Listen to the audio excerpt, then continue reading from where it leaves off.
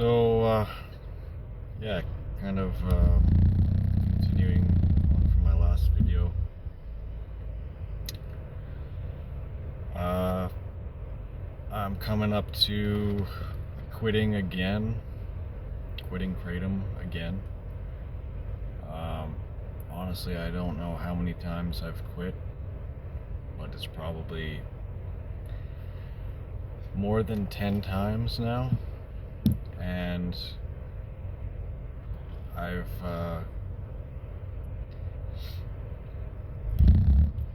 so what I'm gonna be doing now for this time around is so usually when people take kratom, there's kind of three different forms that you can take it in. The most common is in the powdered form, so that's the flesh of the leaf that has been separated from the stem and the vein, dried out, and then pulverized into a really fine powder, pretty much like flour. And so you take a teaspoon or measure it out on a scale, mix it up with water or juice or something, and drink that down. And so you're consuming the entire plant material, and you're getting only the flesh of the leaf, which has the highest content of the alkaloids. Another way that people take it is extracts, which I've never done, but as you can imagine, it's a concentrated form of the flesh of the leaf, and I imagine that you're not getting the plant material. But all I've heard about extracts is that it raises your tolerance dramatically, and they're a lot harder to come off of when you do want to quit. But the third way to take it is crushed whole leaf. And so instead of separating the flesh of the leaf from the stem and the vein, they just take the entire leaf and grind it up into like a coarse grind, similar to green tea or some kind of other tea, where there's pretty large chunks of the leaf and of the stem and the vein. And then you boil it in water and strain out the plant material, and then you just drink the tea in that form. And so that's the form that I've been consuming kratom in pretty much exclusively for the last couple of years, on and off. And so there's a few benefits to this. Number one is you're not consuming the plant material, and so you get a lot less side effects in the regards of dehydration and constipation and bowel irritation, things like that. But also the stem and the vein have different alkaloids in them that actually don't have any psychological effect. They don't get you high, but they satisfy that receptor, and so you don't get withdrawals. And so coming off of the crushed leaf tea is actually a lot less harsh than any other form. I kind of make the analogy of, you've got CBD cannabis, you've got your normal bud cannabis, and then you've got like your dabs and oils and shatters and all that. Taking the kratom powder is like your normal bud, and then taking the crushed leaf tea is kind of like your CBD. I also make the analogy of your crushed leaf kratom tea is similar to a light beer, whereas your normal powder kratom is like a wine, and then the extract form is like your hard alcohol. And so if you're taking, extracts or powder form of kratom, my biggest piece of advice would be to transition to the crushed leaf form. And there might be some discomfort even going from from one to another, but you know, it's fairly easy to do. And then once you're on the crushed leaf tea 100%, then you can start to wean down from there. And another thing you can do is get just stem and vein without the flesh of the leaf in it, so you're only drinking stem and vein.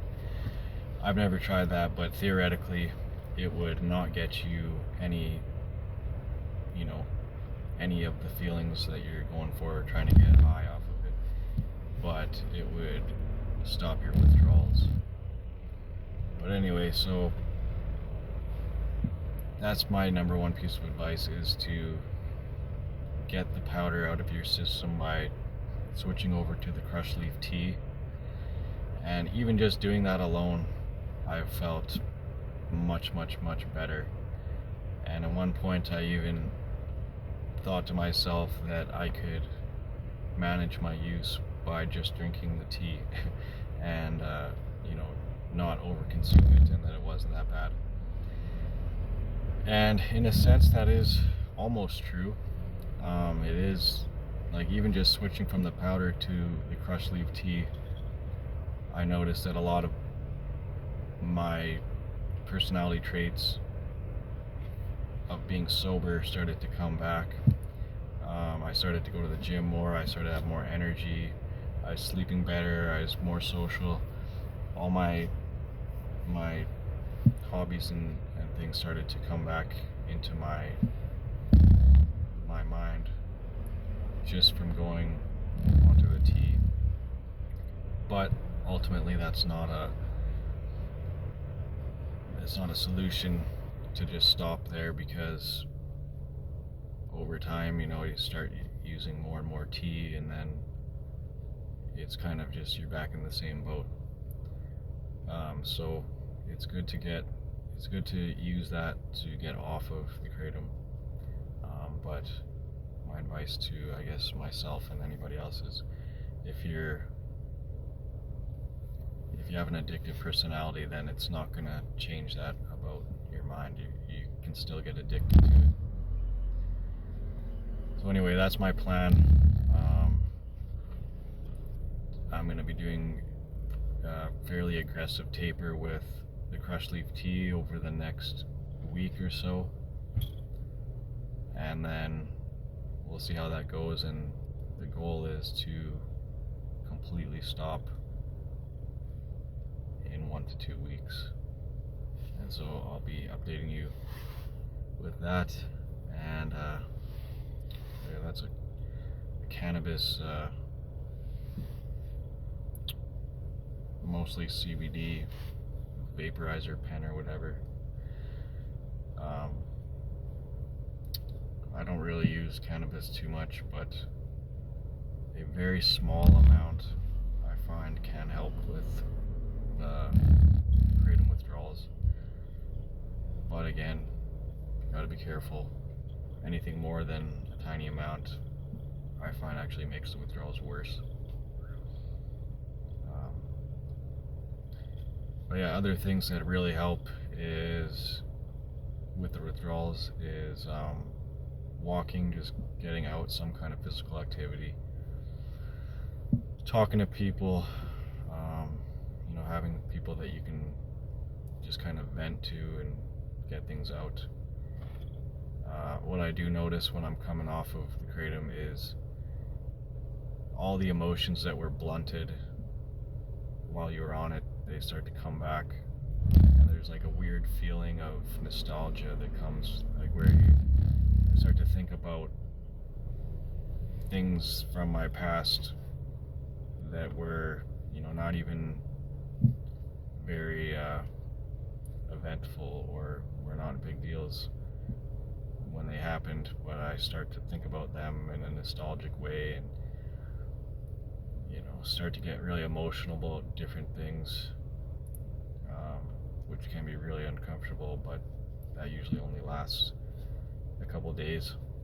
Another thing that I will say is that the withdrawals in general come in waves, and the waves can pass within a few minutes sometimes. You know, if the withdrawals are really bad, the waves can last hours. Or if you're quitting cold turkey from a large amount, the waves can last like an entire day, which sucks. But if you're kind of doing a taper and say, you know, I'm trying to create as much time in between my doses as possible. So say I'm doing 12 hours where I don't have any kratom at all. Withdrawals, when they start, they could be getting worse and worse and worse over half an hour, and it feels like I'm not going to be able to do this, but then they'll kind of just disappear completely, and over the course of like 2 minutes the withdrawals will completely disappear and I'll feel 100% normal. And that may last half an hour or so, and then another wave of withdrawals comes, and that may last 20 minutes or an hour or something. And so it really turns into a mind game. It really kind of messes with your head, and you just have to keep reminding yourself that it comes in waves and it's not going to last forever. And this is just your body and your mind recalibrating and coming back online from being kind of muddied for so long. Anyway, that's long enough for now. I will be back.